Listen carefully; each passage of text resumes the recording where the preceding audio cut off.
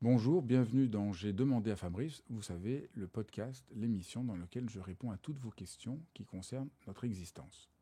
Comment faire face à tous les défis de la vie sans perdre foi, courage et allant. Bonjour Rebecca. Bonjour Fabrice, bonjour à tous. Alors là, je pense qu'on a choisi de parler parce que c'est bientôt les fêtes de Noël. Comment survivre aux fêtes de Noël? Oui, je me disais que ce serait super de faire un guide de survie des fêtes de fin d'année, parce que pour beaucoup, on va revoir nos familles, on va faire des repas, des événements ensemble, et puis c'est souvent des moments qui sont assez durs. Et je me demandais d'ailleurs pourquoi est-ce que c'est si dur, alors que normalement c'est la fête, c'est joyeux, on se retrouve, et il y a souvent beaucoup de tension, de mélancolie. Pourquoi? Bah, je trouve déjà ce que tu dis, c'est très important, que c'est la fête. Noël, c'est la fête, il y a de la joie, il y a du partage, on va bien manger, et puis on retrouve le dysfonctionnement familial. Et donc je crois que c'est vraiment important de pouvoir avoir les deux ensemble.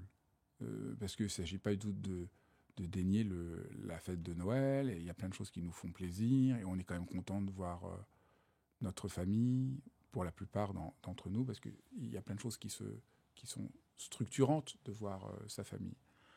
Mais dans le même temps, il y a beaucoup de choses auxquelles on est confronté qui ne sont pas faciles. On pourrait dire, d'une part, souvent dans la famille, on est enfermé dans une case. Nos parents nous voient, peut-être nos frères et sœurs, notre belle famille, enfin, d'une certaine manière, et on se sent en décalage profond avec ce regard-là. Donc ça nous renvoie à des choses qui ne sont pas toujours faciles, soit juste un décalage, soit même on est enfermé dans une case qu'on espère bien avoir dépassé. Voilà, on était le petit timide ou l'élève pas très bon à l'école. Et quand on revient, on est réenfermé dans cette case alors que depuis, on a changé, on s'est transformé, on a progressé. Donc ça, c'est vraiment difficile. Après, il y a un autre problème, c'est que beaucoup de gens ont vécu des traumas dans leur famille. Ils ont été victimes de traumas, même si ce n'est pas des traumas très graves, extérieurement, mais dans le ressenti, on sent que il y a des blessures très fortes, il y a des... On sait aujourd'hui, j'en ai parlé régulièrement, qu'il y a des traumas de développement. Il n'y a pas seulement le trauma où on a vécu un accident grave, mais il y a aussi des traumas de développement où on n'a pas été en sécurité dans notre développement d'enfant, on n'a pas eu le droit de dire quelque chose, et il y a une sorte de blessure, de choc, de trauma qui est là. Et dans cette fête de Noël, alors que on est très content d'y aller, le trauma revient parce que le trauma, c'est pas tout à fait conscient. On se sent en danger sans trop savoir que faire. Puis il y a un troisième problème qui arrive dans certaines familles, c'est que on est en désaccord sur plein de sujets. Et donc et je ne sais pas pourquoi, mais la conversion va inévitablement sur des sujets qui touchent tout le monde à vif et qui entraînent des disputes qui, en réalité, ces disputes rejouent le fait d'être enfermé dans une case qui n'est pas la nôtre, de ne pas se sentir reconnu, le fait d'avoir été traumatisé. Donc, ça devient assez électrique. Donc c'est pas tant les sujets qui font l'objet Un de peu, conflits, mais un peu, que bien sûr, parce mais que c'est un peu des prétextes. c'est un peu des prétextes. On se sent d'autant plus blessé que notre oncle ne nous écoute pas qu'on ne se sent pas écouté dans sa famille. On se sent d'autant plus gêné du côté complètement écrasant, machiste de tel oncle, parce que nous, on a déjà assez souffert du machisme dans notre propre famille et du fait qu'en tant que, par exemple, en tant que femme, ça a été plus difficile, etc., etc. Donc il y a tout ça qui est là, et on a une appréhension, et pour beaucoup de gens, du coup, les fêtes, c'est douloureux. Euh, c'est douloureux, parce qu'ils ne savent pas trop comment faire. Et puis après, il y a aussi tous les gens qui n'ont pas de famille qu'ils peuvent voir, et donc ça leur renvoie à leur propre solitude. Et paradoxalement, la fête de Noël, c'est une fête à la fois du partage et à la fois de la solitude. Parce Hmm. qu'on est confronté, dans la fête de Noël, à une sorte d'image standard de la famille heureuse, du couple heureux, qui a des enfants et tout. Et donc si nous, on ne correspond pas tout à fait à ce modèle-là, on se sent ça nous renvoie encore plus fortement. Alors c'est très étrange parce que ça nous renvoie à une souffrance qui n'est pas forcément notre vraie souffrance, qui est peut-être aussi juste la souffrance que nous renvoie ce modèle social. Et nous, voilà, on est peut-être très contents d'avoir un mode de vie autre que ce mode-là. Mais là, à Noël, quand même, ça nous perce le cœur. On se dit, ah, c'est vraiment difficile. Par exemple, j'avais une amie qui n'avait pas pu avoir d'enfant. Et chaque fois, la fête de Noël, c'était un déchirement qui la mettait dans un état de petite dépression.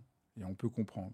Et je crois que je raconte tout ça parce que je pense que c'est déjà extraordinairement soulageant de se dire « Ah ouais, j'ai un peu d'appréhension pour Noël.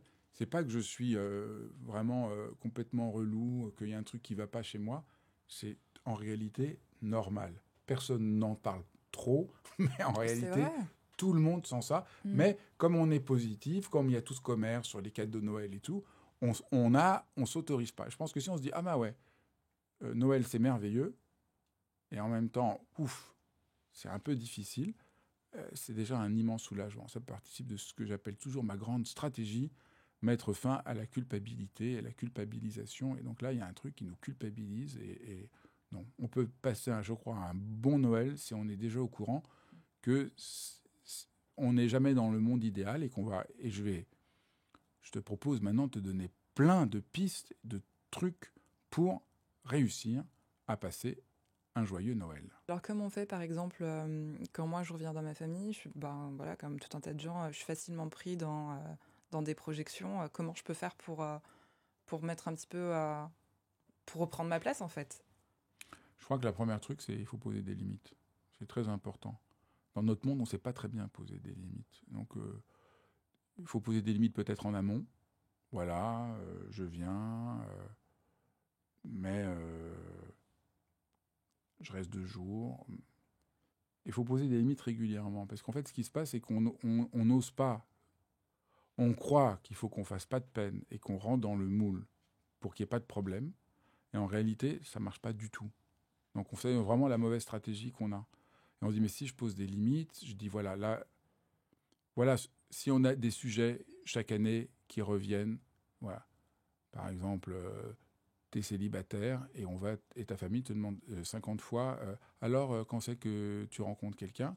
Donc là, tu vas leur dire avant ben, je viens à Noël cette année, mais je vous préviens, je veux pas de questions sur ma vie privée, sinon je pars immédiatement. Bon, tu n'es pas obligé de dire aussi durement, mais voilà, ça m'a beaucoup blessé, j'ai hésité à venir cette année, je n'ai pas envie. S'il y a un moment, on parlera un autre moment, mais là, pas dans les fêtes de Noël. Je voudrais que ce soit des fêtes de Noël, de célébration de ce qui nous lie, donc on ne parlera pas de ce sujet-là. Donc je pense vraiment c'est juste, mais c'est sûr que, comme je viens de le dire, on ne sait pas faire ça. C'est vraiment terrible, on ne sait pas poser des limites. On a l'impression tout de suite que c'est agressif. Sauf quand on est parent avec nos propres enfants. Quand on est parent avec un enfant, on sait très bien lui dire, bah là tu vas jouer, d'accord, mais pendant 2 heures. Et puis après, il faut que tu rentres. On va faire telle activité cet après-midi, mais après, il faudra que tu fasses tes devoirs. Et là, le cadre, on voit que c'est rassurant pour un enfant. Oui, et puis pour moi, ça fait un peu, ça fait pas naturel, ça fait un peu contractualiser Ouais, la c'est ça. relation. Mais en fait, c'est faire part de quelque chose qui va faire que tu puisses te détendre. Sinon, tu vas être sur le qui-vive en permanence. Et poser des limites, c'est pouvoir dire, à un moment, si par exemple on a ces discussions, on parle de politique, tout le monde monte sur ses grands chevaux, dire bah, écoutez, moi là, je suis pas venu pour ça, et je sors. Et juste, je sors, je vais faire une promenade et je reviendrai dans un quart d'heure. Et sur le coup, tu te sens horriblement mal de faire ça. Tu te dis aïe aïe, mais c'est horrible, je suis la rabat-joie et tout. Mais en fait, tu crées de l'harmonie et tu es fidèle à quelque chose qui est important pour toi. Mhm. Tu sais, ça ressemble beaucoup à des choses que j'explique quand je dis qu'il faut être narcissique, qu'il faut apprendre à s'écouter, il faut apprendre à se respecter. Et je crois que ça, c'est très important. Et déjà, dans ta tête, si tu dis, tu as peur de ce soit contractuel, tu as peur que ce soit violent, mais dans ta tête, si tu dis, voilà, là, j'ai une limite, tu as beaucoup moins peur d'y aller. Tu es beaucoup plus détendu, puisque tu sais que si jamais il t'emmerde avec ce sujet, tu t'en vas. Donc, du coup, c'est souple. Tu as confiance. Et je crois que ça aide énormément. Et on voit en réalité que ce qu'a l'air un peu, ça pourrait sembler, mon truc, là, on n'a pas confiance dans la relation, pourquoi il faut mettre des limites. Mais enfin, on met des limites partout.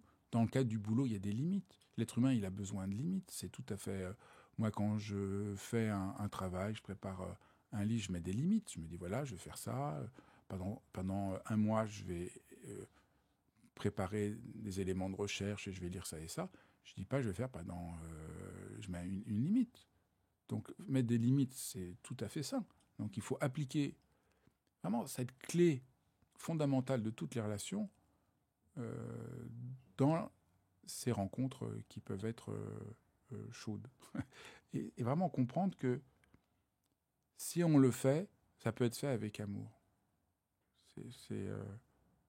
Voilà, c'est dans une relation amoureuse, on met aussi des limites. Ça, tu peux pas me dire, voilà.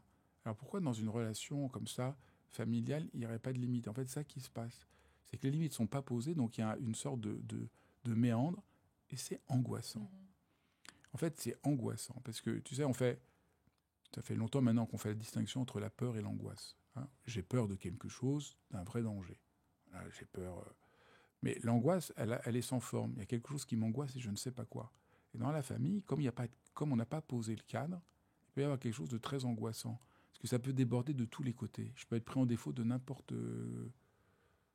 Et ça, je crois que c'est bien de le poser. Et ça demande d'être très discernant aussi, de vraiment voir la situation, de voir Oh, ce qui nous traverse. ça Parce que demande... parfois, enfin, on peut avoir, comment dire, comme tu dis, on peut être angoissé, mais pas vraiment savoir ce qui nous angoisse. Mais là, par exemple, pour toi, quelles sont les 2-3 limites que tu aurais besoin de poser en y allant? Quel est le truc qui va te... D'avoir du temps toute seule. Ben voilà, ça c'est très important. Merci de dire ça. C'est un des trucs fondamentaux de poser des limites. Moi, je serai là pour le dîner, mais là, pas dans 3 heures, je vais travailler ou je vais faire une promenade tous les matins. Ne soyez pas vexés. Et là, tu le dis à l'avance. Au lieu de trouver le jour même et de dire je dois travailler. Elle dit mais pourquoi tu viens pas avec nous? Quand avant d'y tu dis toi. Et c'est pas du tout agressif. Et t'es pas dit j'espère que vous m'en voudrez pas. Je sais que c'est un peu embêtant, mais je suis en retard sur mon boulot. Je vais devoir l'emmener avec moi. Ou j'ai eu une fin d'hiver hyper stressante. Donc le matin, il faut vraiment que je fasse des exercices. Je vais faire mon yoga ou je vais marcher. Puis voilà. Et une fois que tu l'as dit, tu as le cadre. Tu vois, c'est beaucoup plus simple. Donc, tu vois. Donc, c'est pas du tout compliqué. Il suffit juste de se dire, mais quels sont les 2 trucs là vraiment les plus importants que j'ai pour moi? Donc, ça va être, vous me parlez pas de tel sujet, j'ai besoin d'être seul. Si on a encore ces batailles infinies politiques, moi, j'irai écouter de la musique dans ma chambre. Voilà un truc. Et du coup, toi, tu es rassuré et les gens vont pas mal le prendre parce que ce sera posé. Et je me demandais, en cas de conflit, parce que ça arrive, enfin, on a tous des histoires où il y a quelqu'un qui pète un plomb, c'est comment on fait face à ça? Ouais. Puis on pense à tous ces films comme Festen et tout ça, les trucs absolument atroces. Il y a tellement de films où on voit tout exploser, les secrets de famille exploser. Je pense que c'est pas forcément ce qu'il faut faire à ce moment-là. C'est important de revenir à ce qu'on a dit, que les conflits, il y a 2 ordres de conflits complètement différents. Il y a vraiment le conflit presque inévitable, où chacun est campé dans sa position, et au fond, on n'en a pas grand-chose à faire des autres. Je ne sais pas si c'est le cas dans ta famille, mais... Donc chacun arrive, et il y en a un qui dit, voilà, j'ai tel bord politique, c'est comme ça. Et puis l'autre, il a un autre bord. Il arrive avec ses convictions. La question de la relation n'est pas du tout importante. La question de faire un effort pour que la fête de Noël apparaisse, il n'y a rien à foutre. Il y a un côté là complètement égocentrique. C'est intéressant de toujours préciser. Hein. Moi, je dis qu'il faut vraiment s'écouter, être un peu narcissique au sens qu'il faut se reconnaître, mais je dis pas du tout qu'il faut être égocentrique. Donc des fois, les conflits, c'est juste un peu la querelle de coq, et puis chacun essaie de montrer qu'il est fort et tout, et c'est très, très pénible. Donc là, ce conflit-là, moi, je pense qu'il faut juste dire... Ah là, ça ne me regarde pas. Si vous continuez à parler de ça, je sors, je pars, je reviens dans une demi-heure. Et être très ferme là-dessus. Et y aller en disant, cette année, je ne me laisse pas embarquer par le conflit. Parce qu'on se laisse prendre, et après, on se sent souillé, on ne se sent pas bien. Je ne sais pas si ça t'est déjà arrivé. On ne se sent pas bien. On dit, mais qu'est-ce que je... On dit des trucs qu'on ne voudrait pas dire, ça fait de la peine. Donc il faut juste, là... Je pense que c'est important de faire un effort. C'est aussi un autre truc qu'on dit pas assez. j'ai montré l'importance de poser des limites, mais il y a quelque chose qui est vraiment important, c'est de faire des efforts. On n'apprend pas assez les règles de vie en commun et la politesse. Et je crois que c'est vraiment important. C'est un peu, on vit dans une société où tout devient un peu tendu, un peu crispé. Les gens se rigidifient sur leur identité. Et donc ça crée des... Je crois que c'est très important d'être très poli. Je pense que c'est très important de faire l'effort. Et toi, qu'est-ce que tu penses? Et toi, qu'est-ce que tu deviens? Et toi? De vraiment prendre le temps de se tourner vers les autres. On arrive des fois à des monologues, chacun monologue par lui-même. Alors après, il y a le conflit. Mais on n'a pas du tout passé le temps de juste être curieux des autres. Et paradoxalement, en étant curieux des autres, ça va beaucoup mieux se passer. En sortant de soi-même, ça va beaucoup mieux se passer. Mais je me dis, il y a quand même des choses qui sont importantes pour nous, que ce soit des combats militants qu'on a, et il y a des opinions où vraiment on ne peut pas s'empêcher de lutter contre, quoi. Non, c'est pas la peine. C'est pas le lieu. C'est pas le lieu. C'est pas le lieu. On va pas convaincre notre famille. C'est pas le lieu. Avec nos amis, on peut aller au bout. Ça peut être intéressant de creuser. Mais la famille, essayer de se battre là-dessus, je crois qu'on se trompe aussi beaucoup des attentes qu'on a par rapport à notre famille. Nous ne serons jamais aimés et reconnus comme nous aurions voulu l'être. Et je crois que c'est très sain de changer nos attentes. Moi, j'ai compris ça pas assez tard, hein, je dois reconnaître. Mais un jour, j'ai compris que aller chaque année à Noël voir mes parents pour qu'ils comprennent qui je suis, que je sois reconnu, que je puisse leur parler pour de bon, mais c'était juste vouloir aller au casse-pipe. C'est pas possible. Alors au début, on dit ah, bah non, mais alors c'est affreux. Mais en fait, il y a autre chose qui existe. Il y a d'autres formes de liens, d'autres formes de relations. Les parents ont une autre forme d'affection pour nous, qui n'est pas exactement celle qu'on voudrait. Mais là, peut-être qu'il faut accepter la limite de toute chose. Et voilà, mais mes parents m'aiment à leur manière. Et c'est très important de faire ce changement. Et donc je crois que ça aussi, ça peut beaucoup aider. J'y vais en ayant moins d'attentes. Je crois que c'est très important. Tout le monde, on pourrait dire, ça pourrait se formuler comme ça.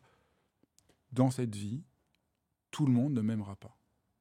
Dans cette vie, tout le monde ne m'acceptera pas. Dans cette vie, il y a plein de gens qui vont dire du mal de moi. C'est comme ça. Dans cette vie, il y a plein de gens qui vont être jaloux de moi. Vouloir se battre contre ça, c'est inutile. Et donc, dans cette vie, quand je vais aller à Noël, ma famille, et puis en plus des gens avec lesquels, en fait, j'ai pas de lien très fort, des beaux-frères que je vois qu'une fois par an. Donc, je peux venir de là dans juste créer un lien qui a la spécificité du lien propre à la famille, de manière vraiment détendue. Et du coup, je vais apprécier. Je vais apprécier de rencontrer mon oncle, qui pense à rien comme moi, qui m'est pas très sympathique, mais je peux l'apprécier, parce que c'est un être humain, qu'on est là, qu'on a des liens, qui prend soin de tels enfants. Et donc, je peux revenir à quelque chose, une autre dimension humaine. Ça ne veut pas dire que je vais le revoir, ça ne veut pas dire que... Mais je peux parier pour ça, tu vois. C'est vraiment un changement que je crois décisif pour vivre de bonnes fêtes de Noël. Je me pose la question du coup de qu'est-ce qu'on peut attendre de sa famille, qu'est-ce qu'on peut attendre de ce genre de rencontre. Il y a un lien qui se crée, on a besoin de ce lien, le lien familial. Au fond, il faut peut-être revenir à des choses toutes simples. La fête de Noël, c'est la fête des enfants. Quand on était enfant, on était très content. On était content de la magie du sapin, la magie de manger, la magie d'être ensemble. Et là, il y a quelque chose qui est bon. Donc peut-être il faut mieux y aller en mettant de côté tous nos objectifs, nos ambitions, et essayer de revenir à des choses simples. Aider, peut-être donner un coup de main en cuisine, donner un coup de main pour ceci, voir la chose se faire, et juste voir la magie de célébrer la vie. Et puis, c'est un peu poignant ce que je vais dire, mais beaucoup d'études montrent que le temps qu'on passe avec nos proches est en fait court. On passe pas tant de ça avec nos proches, avec nos parents qu'on voit pas si souvent. Donc peut-être qu'il faudrait avoir de la gratitude, se dire ah là, est-ce que je peux pas en faire un moment qui soit beau? Et on se rend compte après, on est vraiment heureux quand on a passé un bon moment, même avec ces gens qui sont pas forcément nos meilleurs amis, mais on est content quand il y a quelque chose qui est juste. Donc je pense que c'est vraiment important de réaliser en fait mes 7 oncles. Combien d'heures en tout je vais l'avoir vu? Combien de jours en tout je l'aurais vu dans ma vie? Est-ce que c'est pas l'occasion, plutôt que de me battre sur pourquoi il est si lourd sur tel sujet, de pas rencontrer par où il y a une petite flamme de vie en lui et partir à la recherche de ça, comme un enfant, tu vois? Et moi, je trouve que c'est- je trouve ça presque une belle aventure. Je vais partir et je vais essayer de voir si je peux trouver l'étincelle de vie pour célébrer le lien qui nous unit. C'est pas moi qui l'ai choisi, mais il y a un lien qui m'unit. Voilà, avec mon beau-frère, qui m'est très antipathique, qui est tellement arrogant. Mais, mais peut-être, je vais juste essayer de créer un lien. De politesse, mais un lien. Et je crois que ça, on voit mieux la magie de Noël, qui est un moment un peu magique. Voilà, c'est juste un moment dans sa vie où on va être avec des gens qui, quand même, au fond du fond, comptent pour nous. Et on peut célébrer le fait qu'ils comptent pour nous. Ils ne sont pas parfaits, ils ne nous comprennent pas vraiment, mais quand même, ils comptent pour nous. Et c'est donner droit à ça qui peut faire que la fête de Noël devienne magique et qu'on en soit content malgré les difficultés. Moi, quand j'allais dans ma famille, c'était vraiment terrible parce que je ne m'entendais pas du tout avec un de mon oncle qui s'appelait Bertrand, qui était vraiment... il pensait le contraire de tout ce que je pense. Il détestait le rapport à l'art, à la poésie, il trouvait ça stupide. Il y avait des idées, mais moi, ça me glaçait le sang. Et puis, j'ai fait ce que... Par exemple, on jouait au Monopoly. Moi, j'aime pas trop jouer, mais là, je le faisais. Et là, il était comme un enfant. Et il était tellement content de jouer. Et maintenant, il est plus de ce monde. Et quand je pense à lui, au fond, je me souviens de ces moments où on jouait au Monopoly, où il était comme un enfant, où il faisait des blagues un peu drôles. Et, et je laisse tomber toutes les autres années où je venais complètement crispé en me disant cette fois-ci, je ne vais pas me laisser faire. Et au fond, pourquoi? Je ne le changerai pas. Et là, aujourd'hui, je suis quand même tellement content de ces moments qu'on a passés ensemble. Et je pense que c'est ça la voie pour passer des jolies fêtes de Noël. Ben, merci beaucoup d'avoir suivi cet épisode. Alors, n'hésitez pas à me partager dans les commentaires vos trucs à vous qui vous ont aidé à passer des bonnes fêtes de Noël, ou alors ce qui vous fait peur dans les fêtes de Noël. Ce sera passionnant de partager ensemble et ça donnera peut-être de l'inspiration à chacun d'entre nous pour vivre de meilleures fêtes. Je vous embrasse tous et je vous souhaite évidemment joyeux Noël, joyeuses fêtes, joyeux Noël.